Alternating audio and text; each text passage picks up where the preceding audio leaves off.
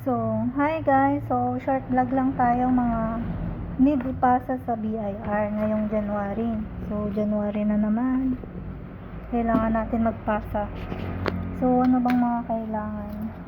Sworn declaration, 2 pieces, and then papanotary natin siya. Yan, 2 pieces. And then itong inventory list. So, yun. Ako kasi ang business ko is printing services. So, ganyan ang mga inventory ko. Wala akong physical store. Ano lang ako sa online shop. So, nagpiprint ako, tapos binibenta ko sa online shop, TikTok, Shopee, ganyan. So, ano nga bang mga kailangan ilagay dito sa inventory? So, ang line of business ko kasi is ito guys, printing services. So, wala akong nakalagay dyan na online, pero printing ang line of business ko. So, ano nga bang mga kailangan ilagay? So, yan, yung mga ano lang, ito, yan, yung mga item na ginagamit nyo, yung mga ano, sample itong lanyard kasi nag-idolize ako, yung mga kagagamit lang guys, yung ilalagay nyo, hindi na kailangan ilagay yung mga printer, mga kung ano lang yung natira nyong item ngayong December 31. So, yun lang ang ilalagay nyo. So, kung wala kayong stock na natira, so, ilagay nyo dyan is no inventory. Yun lang. Pero kung may natira, specific nyo isa-isa.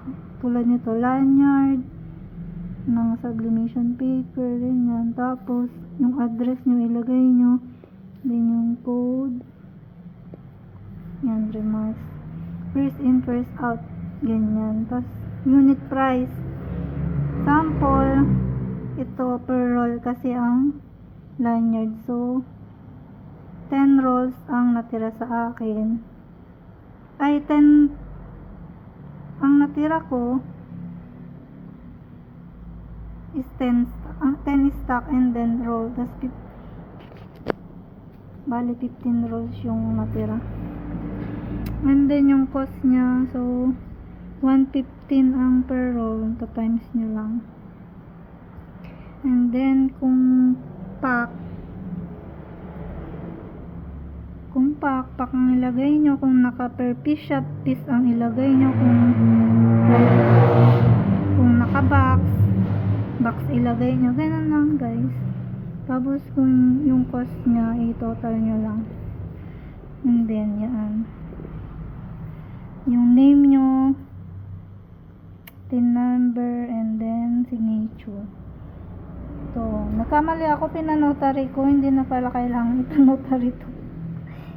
So, yun. Ang kailangan lang inotary dito guys, itong sworn declaration. Mada-download nyo to sa website ng BIR, itong mga form nyo. And then, itong soft copy nito guys, itong annex A, sisave nyo lang sa USB. And then, lalagyan nyo siya ng label. Lagay nyo yung PIN number nyo, tapos name, then inventory list, kung anong year, 2025 yan. Didikit nyo dito. Gamit na lang kayo ng masking tape. Dikit nyo dyan, tapos sulat nyo dun. Lagay nyo sa brown envelope, long. Lagay nyo din sa brown envelope yung PIN number, taxpayer, name, test inventory list, plus USB drive soft copy, or CD, kung anong gagamitin.